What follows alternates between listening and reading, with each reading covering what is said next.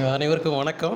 இன்னைக்கு நம்ம காணிமடம் யோகிராம் சரத்குமார் மந்திராலயத்திலிருந்து நமது நீண்ட நாளைய நண்பர் திரு ராஜகந்தசாமி அவர்களுடைய இல்லத்தில் இன்னைக்கு சற்சங்கம் மற்றும் நல்ல அமாவாசை தினத்தில், அதுவும் மகாலய அமாவாசை தினத்தில் இன்னைக்கு வந்து ராஜகந்தசாமி அவர்களுடைய வீட்டில் வந்து நம்ம இன்னைக்கு சற்சங்கம் பண்ணிகிட்ருக்கோம். ராஜகந்தசாமி அவர்களே எனக்கு ரொம்ப நாளாக தெரியும். அவங்க வந்து கிட்டத்தட்ட ஒரு 10 ஆண்டுகளாக தெரியும். ஐயா துரைசாமி வீட்டிலேருந்தே அவங்க வருவாங்க. ஒவ்வொரு கட்டத்துலேயும் அவங்க ஒரு ஆன்மீகத்துலேயும் ரொம்ப ஈடுபாடு உடையது. ஆரம்பத்தில் கோடி சாமிகள்லேருந்து ஆரம்பிச்சது. அவங்களுடைய ஃபஸ்ட்டு ஆதாரம் பார்த்திங்கன்னா, கோடி சாமிகள் சென்னையில் இருக்கக்கூடிய கோடி சாமிகள் ஆலயத்திலேருந்து ஆரம்பித்து பிறவிப்பாளையத்தில் இருக்கக்கூடிய அந்த வழியாக, அப்புறமா யோகிராம் சரத்குமார் வழியாக எழுத்து சித்தர் பாலகுமாரன் அவர்களுடைய ஆசி பெற்றவர். எழுத்து சித்தர் இருக்கும்போது அவருடைய வலைதளம் வடிவமைப்பதற்காக அவர் தெரிவு செய்த ஒரு மிகப்பெரிய ஆத்மா ராஜகந்தசாமி அவர்கள். அப்படியே எழுத்து சித்தர் கூட அவருக்கு மிகப்பெரிய தொடர்பு ஏற்பட்டது. அதுக்கப்புறம் இப்போது பாக்கியலட்சுமி அக்கா இணைந்து பம்மல் ஆலயத்தில் நிறைய எழுத்து சித்தருக்காக சேவை செய்து வருகிறாங்க. இது ஆன்மீக பயணம். இதற்கு முன்னால் பார்த்திங்கன்னா, நிறைய தமிழக அரசினுடைய ஆர்டிஃபிஷியல் இன்டெலிஜென்ஸ், செயற்கை நுண்ணறிவு பற்றி நிறைய தமிழில் பேசக்கூடிய ஒரு சில ஆட்களில் ராஜகந்தசாமி வந்து இன்றைக்கி டாப்பில் இருக்கார். அதுக்குன்னா அவருடைய குருவருள், விடைவிடாத பக்தி வைராக்கியத்தினால தான் அவருக்கு இந்த மாதிரி ஒரு பெருமை கிடச்சிருக்கு. நம்ம யோகியினுடைய டிவோட்டி இந்த அளவுக்கு தமிழக அளவில் புகழ் பெற்றுங்கிறது மிகப்பெரிய ஒரு வாய்ப்பு, ஒரு சந்தர்ப்பம். இன்றைக்கும் உலக அளவில் இன்னும் ஏஐயில் வந்து பெரிய ஆளாக வரணுன்ட்டு காணிமடம் மந்திராலயம் சார்பாக அவர் நாங்கள் வாழ்த்துக்கிறோம். அவருடைய எக்ஸ்பீரியன்ஸ், அவர் என்ன அனுபவம் இருக்குது அப்படிங்கிறத இப்போ நம்ம கேட்கலாம். நன்றிங்க சுரேஷ். வணக்கங்க. என் பேர் ராஜு கந்தசாமி. நான் வந்து கோயம்புத்தூர் சரவணம்பட்டியில் வந்து இருக்கேங்க. எனக்கு வந்து மனைவியும் 2 மகன்களும் உண்டு. இது பயணம் வந்து இது ஒரு நீண்ட நெடிய பயணம். இது வந்து ஒரு சிறிய இடைவெளிக்குள்ளே சொல்லியாகணும் அப்படிங்கிறதுனால முக்கியமான விஷயங்களை மட்டும் இங்கே பகிர்ந்துக்கிறேங்க.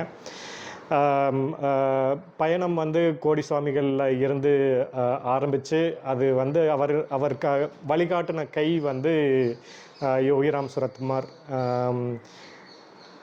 நீண்ட நாட்கள் வந்து எழுத்து சித்தரை பார்க்கணும் அப்படின்னு சொல்லிட்டு ஒரு ஆர்வம் வந்து இருந்தது. நான் எழுத்து சித்தருடைய எழுத்துக்களுக்கு வந்து தீவிர வாசகன். உடையாரெல்லாம் படிச்சுட்டு என்னுடைய மனைவியும் வந்து படிப்பாங்க. 2 பேருமே வந்து தீவிரமாக வாசிப்பில் இருந்தப்போ அவரை பார்க்கணும் அப்படின்னு ஒரு விருப்பம் இருந்தது.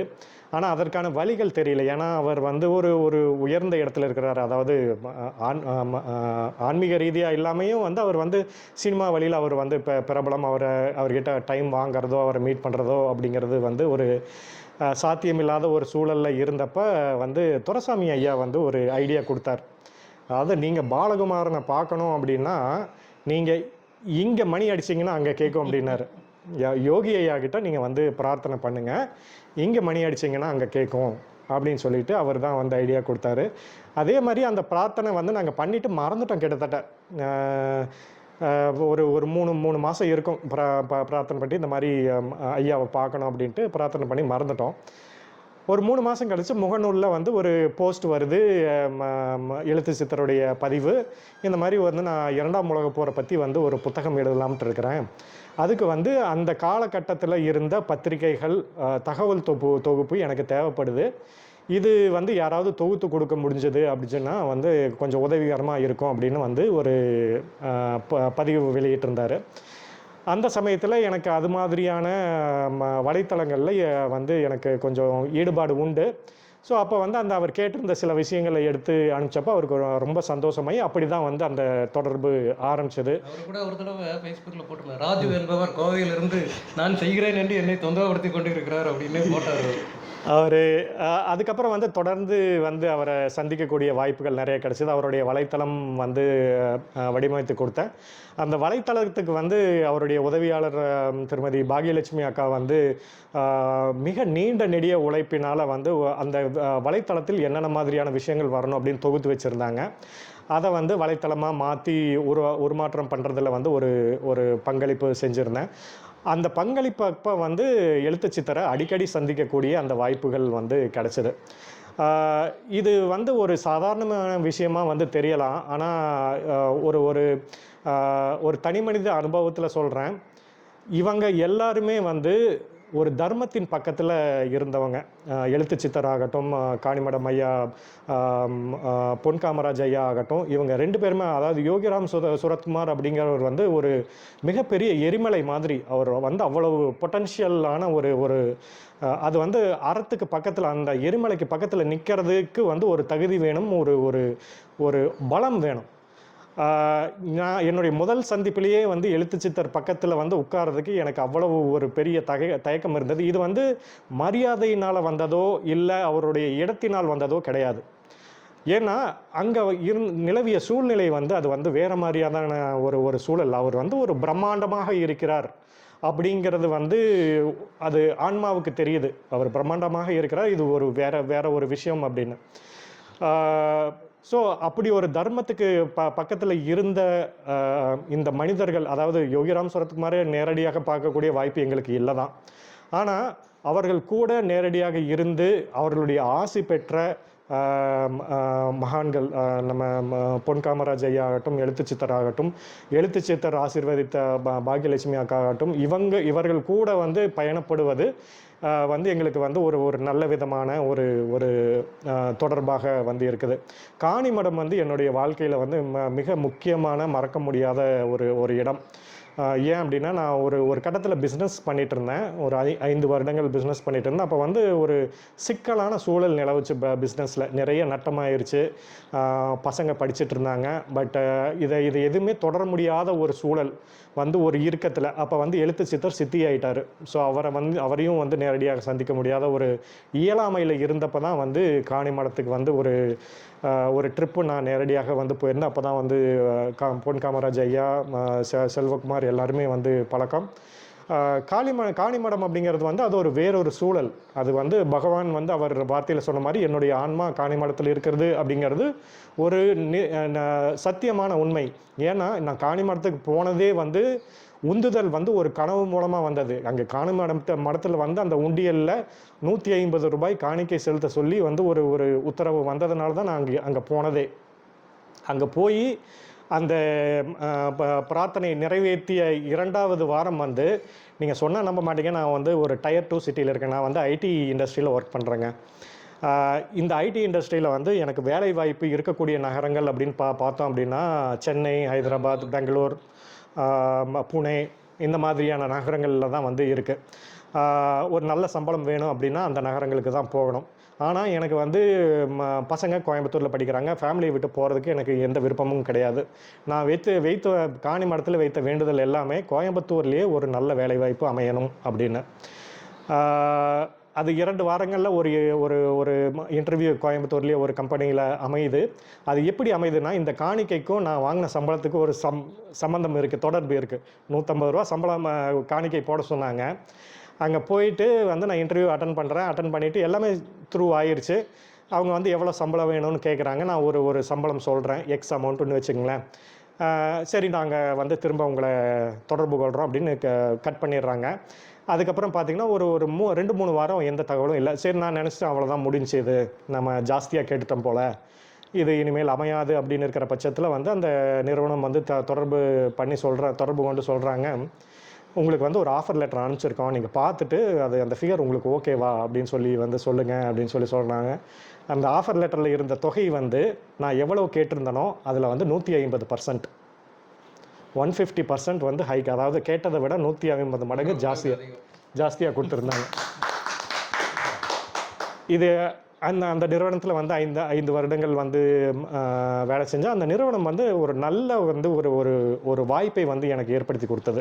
அதாவது ஒரு எழுத்து சித்தர்கிட்ட அவர் வந்து எழுத்து சித்தர் அப்படிங்கிறது வந்து ஒரு அறம்ங்க. அவரை வந்து ஒரு மனிதராக நீங்கள் பார்க்குறீங்க. நான் வந்து அவர் எழுத்து மூலமாக நான் கற்றுக்கிட்டது என்ன அப்படின்னா, அவர் வந்து அறம்னா என்ன, தர்மம்னா என்ன, வாழ்க்கை நயம்னா என்ன, எப்படி வாழணும், எப்படி மனிதர்களை வந்து புரிஞ்சுக்கணும், மனிதர்கள் கூட எப்படி வந்து நம்ம தொடர்பு கொள்ளணும் அப்படிங்கிறது தான் நம்ம அவர்கிட்ட இருந்து கற்றுக்கிட்டது. அவர் என்னெல்லாம் வந்து எனக்கு கற்றுக் கொடுத்தாரோ அந்த சூழல் அப்படியே நிலவுகிற மாதிரியான ஒரு நிறுவனத்தில் எனக்கு வேலை கிடைச்சதுங்க. எப்படியெல்லாம் சொன்னாரோ, நல்ல மனிதர்கள் சூழ்ந்திருக்கக்கூடிய ஒரு நிறுவனத்தில். அதில் கிடைத்த வளர்ச்சி அப்படின்னு பார்த்தீங்கன்னா, நான் வந்து இப்போ இங்கே வந்து சின்ன வேடம்பட்டி அப்படின்னு ஒரு கிராமங்க. இது வந்து கோயம்புத்தூரில் ஒரு கிராமம். இந்த கிராமத்தில் இருந்து நான் வேலை பார்த்துட்ருக்கிறேன். நான் என்ன வேலை செய்கிறேன் அப்படிங்கிறது வெளி உலகத்துக்கு தெரியாது. நான் வந்து ஏதோ ஒரு கிராமத்துலேருந்து ஒரு சின்ன சின்ன எக்ஸ்பெரிமெண்ட் பண்ணி வந்து பொது வெளியில் அங்கங்கே சொல்லிகிட்ருப்பேன். ஏதாவது ஒரு நெட்வொர்க்கிங் போனோம்னா ஒரு மேடையில் சொன்னாங்கன்னா அது வந்து போய் பேசும். இது வந்து இப்படியே தொடர்பு வளர்ந்து அது வந்து தமிழ்நாடு அரசு வரைக்கும் போய் தமிழ்நாடு அரசோட கடந்த வருடம் நடந்த கனித்தமிழ் மாநாட்டில் சிறப்பு பேச்சாளராக வந்து கூப்பிட்டுருந்தாங்க. செயற்கை நுண்ணறிவில் எப்படி தமிழை கொண்டு வர்றது அப்படிங்கிறதுக்கான ஆராய்ச்சி தான் நான் அடிப்படையாக செய்திருந்தது. அதை பற்றி பேச சொல்லி தமிழ்நாடு அரசு கூப்பிட்டுருந்தாங்க. இது வந்து பெருமைக்காக சொல்ல, ஏன்னா இதற்கான தகுதி எங்கிருந்து வந்தது அப்படின்னா இவங்ககிட்ட இருந்து தான் வந்தது. தமிழ் ஆர்வம் வந்து அவர் கொடுத்தது. இந்த வேலை வாய்ப்பு வந்து காணிமடம் யோகிராம் சுரத்குமார் ஐயா கொடுத்தது. இதில் வந்து உழைப்பு மட்டுமே என்னுடையது. ஆனால் இந்த உழைப்பு வந்து இந்த இடங்களுக்கு எடுத்துகிட்டு போனது வந்து அது வந்து அந்த அவர்களுடைய ஆசீர்வாதம். நான் இந்த எழுத்து சித்தர் கூட ஒர்க் பண்ணும்போது அந்த 2ஆம் உலகப் போருக்கான அந்த நாவல் வெள்ளை துறைமுகமாகட்டும், இந்த வலைத்தள வேலையாகட்டும், இது சம்பந்தமான தகவல்களை வந்து அவர்கிட்ட நான் அனுப்பும்போது அவர் வாட்ஸ்அப்பில் அடிக்கடி ரிப்ளை பண்ணுவார், காட் பிளஸ் யூ அப்படின்னு. நான் நிறைய காட் பிளஸ் யூ அவர்கிட்ட வாங்கி வச்சுருக்கிறேன். நான் வாங்கினதுலேயே சேர்த்து வச்சுருக்கிறதுலையே மிகப்பெரிய சொத்து இந்த சொத்து தாங்க. வேறு வந்து எதுவும் இல்லை. அது இன்னொரு விஷயம் வந்து இப்போ பொன் காமராஜ் ஐயா மாதிரியான ஆட்களை வந்து சந்திக்கும் போது தான் நம்ம எவ்வளவு மேலே போனாலும் அந்த பணிவு, அந்த ஹம்பிள்னஸ் அப்படின்னு வந்து எப்படி இருக்கணும் அப்படிங்கிறது. இவர் வந்து தர்மத்து பக்கத்தில் இருந்திருக்கிறாருங்க, ஒரு மிகப்பெரிய விஷயத்து பக்கத்தில் இருந்திருக்கிறாரு. ஆனால் எனக்கெல்லாம் வந்து அப்படி இருந்திருந்தேன் அப்படின்னா 2 கொம்பு முளைச்சிருக்குங்க. சரிங்களா? இவ்வளவு டவுன் டு எர்த், ஒரு ஹம்பிள். அதாவது இவங்க காணி மடத்துக்கு நான் வந்து ஒரு அட்ரஸ் இல்லாத ஒரு மனிதனாக போகிறேங்க. காணி மடத்துக்கு யாருன்னே தெரியாது. ஆனால் ஒரு சிறப்பு விருந்தினரை வந்து எப்படி ட்ரீட் பண்ணுவாங்களோ அப்படி தான் எனக்கும் வந்து ட்ரீட் பண்ணாங்க. யோகியார் முன்னாடி வந்து அதைத்தான் அவரும் விரும்புவார். யோகிராம் சுரத்குமார் வந்து தான் என்ன சாப்பிட்றோமோ அதுதான் வந்து மற்றவங்களும் சாப்பிட்ணும், தனக்கு வந்து எப்படி ட்ரீட்மெண்ட் நடக்குதோ அதே மாதிரி தான் பக்தர்களுக்கும் நடக்கணும் அப்படின்னு வந்து அவர் விரும்புவார். இதுதான் வந்து காணிமடத்துலேயும் நடந்தது. நான் தங்கிறதாகட்டும், சாப்பிட்டதாகட்டும், அங்கேருந்து கிளம்புற வரைக்கும் எந்த ஒரு குறையும் இல்லாமல் தனி நபர் ஈடுபாட்டோட ஒருத்தர் வந்து என் கூடவே இருந்தாருங்க. என்னை பார்த்துக்கிறதுக்கு டீ வாங்கி கொடுக்கறதுலேருந்து, சாப்பாடு வாங்கி கொடுக்கறதுலேருந்து, பஸ் ஏற்றி விடுறதுலேருந்து எல்லாம் வந்து இது யாருமே செய்ய மாட்டாங்க. நான் யாரோ, எனக்கும் இவங்களுக்கும் இருக்கக்கூடிய ஒரே தொடர்பு இலை யோகியார் மட்டுமே.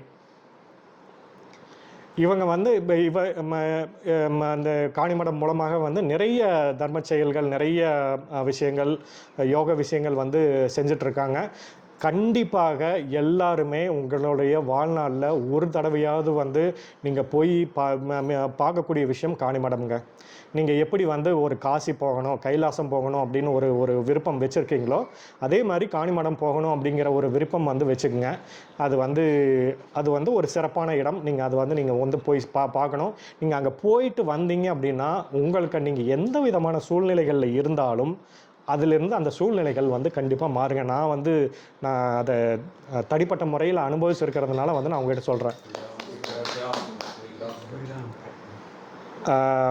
நன்றிங்க, அவ்வளோதான். எனக்கு நன்றி வந்து வேறு எப்படி சொல்கிறதுன்னு தெரியல. இதுதான் வந்து விஷயங்க. நன்றி, வணக்கம்.